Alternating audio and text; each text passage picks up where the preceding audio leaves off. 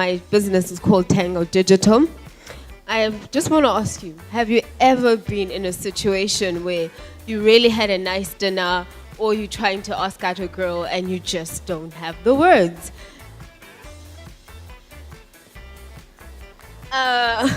What's your name? So what we do really is that we help businesses have words. So we do copyrights, we do blog posts. We also help your website. We design websites, do web pages, and we also focus on Facebook pages as well. So we help your business have words. We help your business have an image.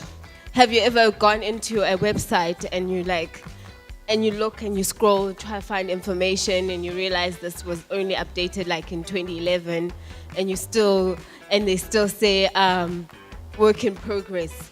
So we are those people who bridge that. We do that. We create content on your page. We give your page a facelift. We give your page an image that will stand out, an image that is outstanding. We also have people that we want to empower. Because we are a young business, we believe in empowering other people. We started this on a campus cafeteria with laptops and decided that this is what we're going after. So that's what we do. Another thing, we don't have that many overheads because we're virtual. We're everywhere. Facebook is current. Twitter is current. If you miss the current wave, you're out. You're left in the cold.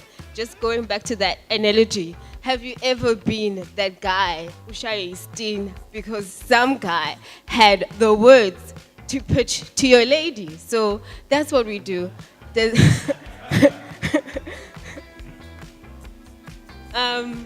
Social media is growing in South Africa. It's really something that is getting bigger, getting more vibrant. People are getting on the trend.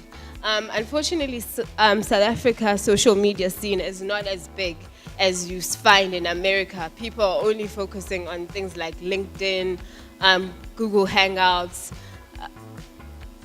Twitter, Facebook. That's all. But there are like 150 social media sites that help your business out there. So we are those people that we want to expose the South African business industry, to empower people to get their brand out there.